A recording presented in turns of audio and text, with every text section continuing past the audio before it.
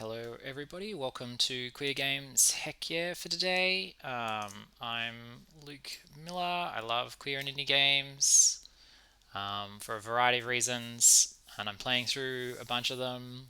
I'm kind of winding up this season of Queer Games Heck Yeah. We started it for the Queer Games bundle, which way back in May. Um, Bundle's finished, bundle's done. We moved on to just a few games that I've been wanting to play for a while, and we did those, and then we've been working our way through Pride at Play, which is a little exhibit, and we're beginning to run out of games from Pride at Play, and it's like, well, that's a good point to wrap it up because you don't like to repeat yourself. You like to keep it fresh, and I've got other projects to move on to. Maybe we'll be back though for season three. Well, I would love to come back, but who knows? The stars have got to align for me. I've always got a lot of things I want to do, and just kind of like the vibe has to be right. Um, yeah, I don't know really where I'm going with that thought. I guess I'm mentally preparing myself for the end of Queer Games Heck Yeah season two, because I love it so much, and I love these games so much, and so it's kind of a little hard to let go. But you've kind of got to like this is what I say. I've got to prepare myself for the end. I mean, the kind of person that needs to kind of to I've got a little process I've got to go through. Today we're doing Stand Up by Rae White, who is a developer I remember because we played one of their games just a little while ago called Forage Found as part of the Queer Games Bundle 2023.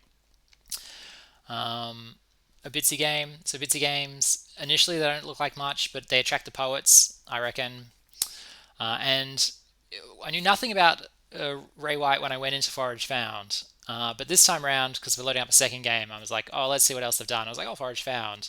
And so I read the little bio, and they are, in fact, actually a poet. So my theory that Bitsy attracts the poets is, you know, anecdotally reinforced. Thank you so much, Rae.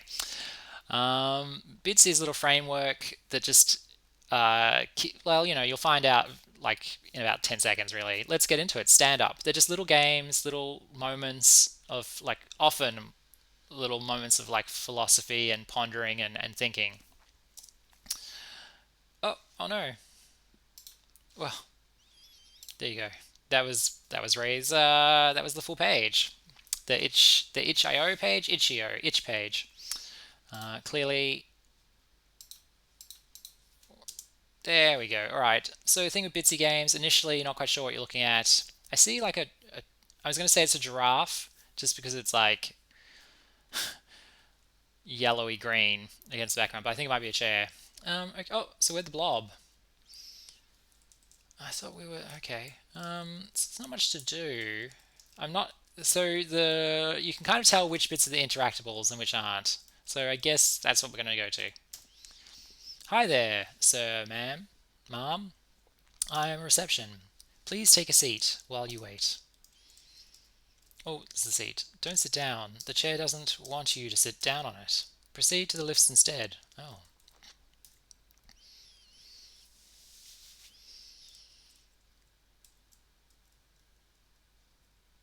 I'm loving how, I guess, full on this sort of toggling effect is. If you think just kind of like from a design, like from a, I don't know what you call it, like a visual aspect, there is a lot of motion on this screen compared to most games. Most games are very static. I guess 3D games, there's a lot of motion as well. But if for a sort of this is almost like a textile. I don't look. I guess I'm trying to sound smarter than I am. Let's just play the game. Oh, oh, oh.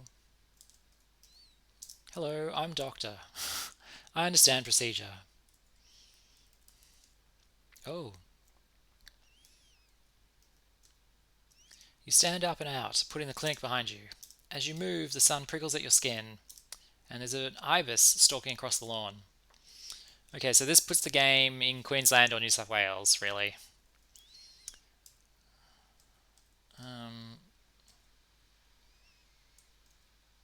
Sometimes life feels like it's just a series of breathing exercises, but you're doing so good at it. That's very profound. Oh, I love the arrows. All right. You round the corner, you see your front door before it sees you, and your cat is lounging on the front lawn.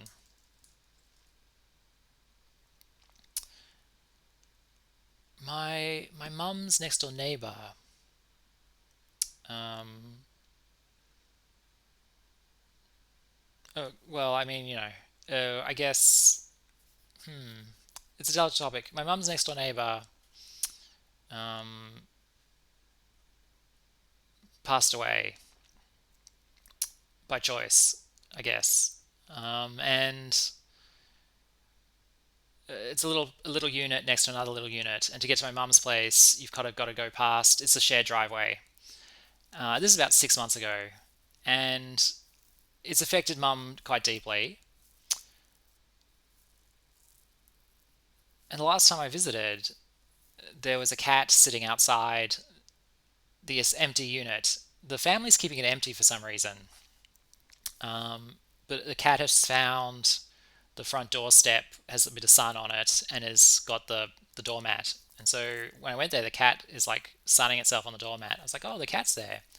And mum was like, "Oh, yes, it always tries to come home." I'm like, "What do you mean?" And she goes, "Well, that's my neighbor's cat." I'm like, "What do you mean?" And he goes, "Well, yeah, one of the other neighbors has adopted it, but whenever like it often just sits outside its old home." And I was just like, I'm kind of understanding why mum is a bit traumatized by these events, because there's this reminder every time she comes home, because there's this cat curled up on the front step waiting for its previous owner to come home or something. Oof. Anyway, life's strange. Life is really weird that way, isn't it? You crouch down and the cat brushes against your legs. The ginger fur. The cat seems perfectly happy though. By the way, the cat's not in distress or anything. I think it's just it's a familiar spot. It's warm. I mean, it probably does miss its owner a little bit, but its new owners have really looking after it. The ginger fur sticking to your sweaty, hairy skin. Convincing my mum of that though is a different thing. I missed all that. We've got to go back. Is that new hair growth? You chuckle with joy. They meow and you feel so loved. You stand up. Okay. Yep. You're around the corner and see your front door before it sees you, and your cat is lounging on the front lawn. Yep. Okay.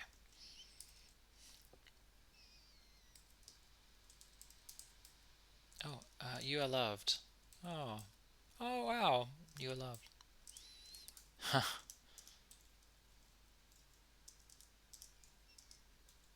There's an affirmation angle to this, I think.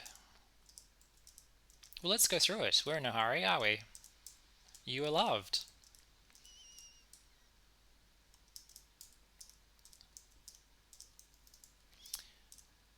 I don't think we say that enough to ourselves, or to each other, I suppose.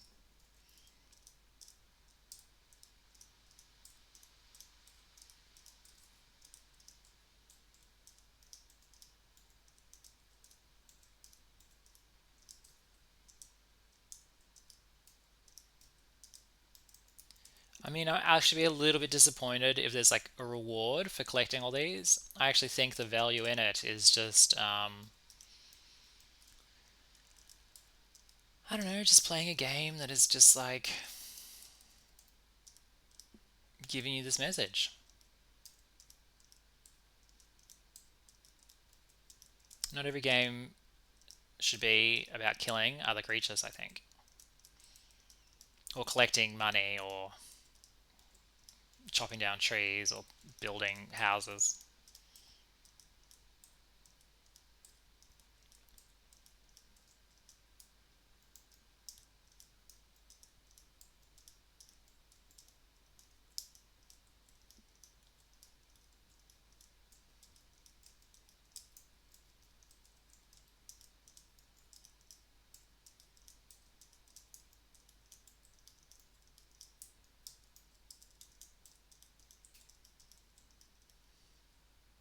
There we go.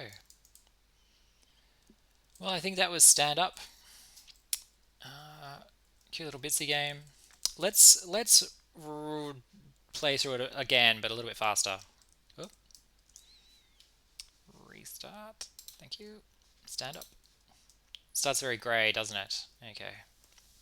Hi there, sir or ma'am. I'm reception. Please take a seat. It says no. Oh, I wonder what that means. Don't sit down. The chair doesn't want you to sit down on it. Proceed to the list instead. No, no, no. Hello, I'm doctor. I understand procedure.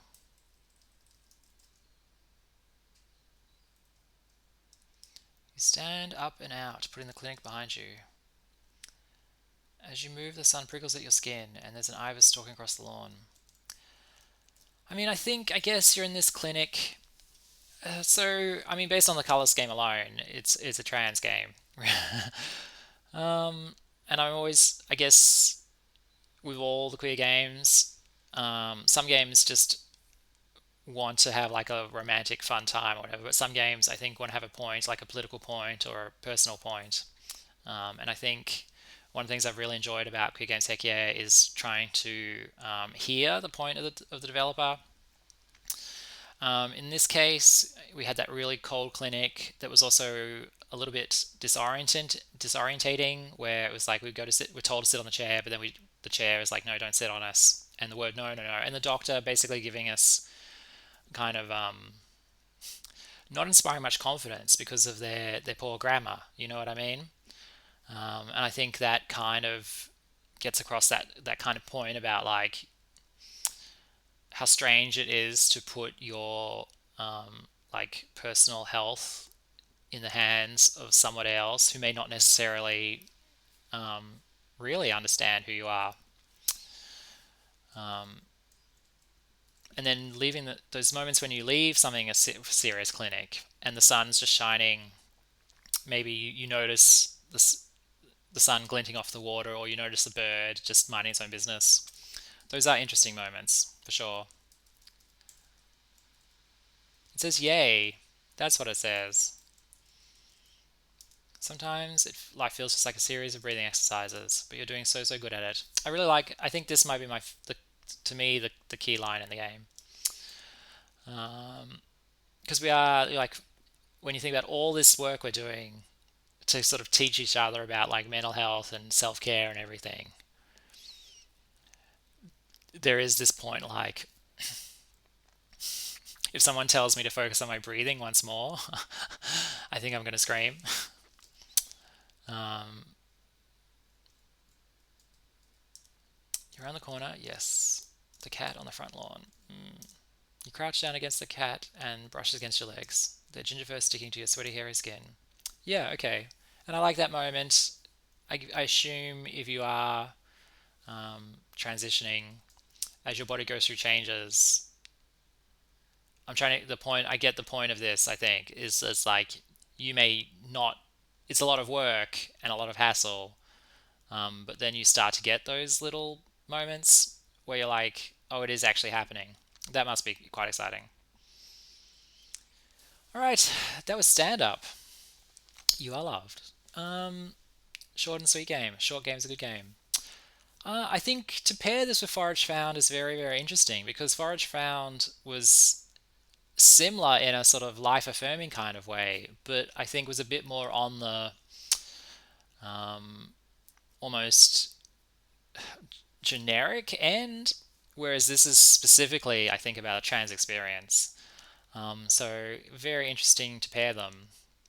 Um, I hope to see more Bitsy games from this dev in the future. All right, thank you for joining me on Queer Games Heck Yeah. Um, I'll see you next time. How many times can we say that though? We'll find out. All right, bye.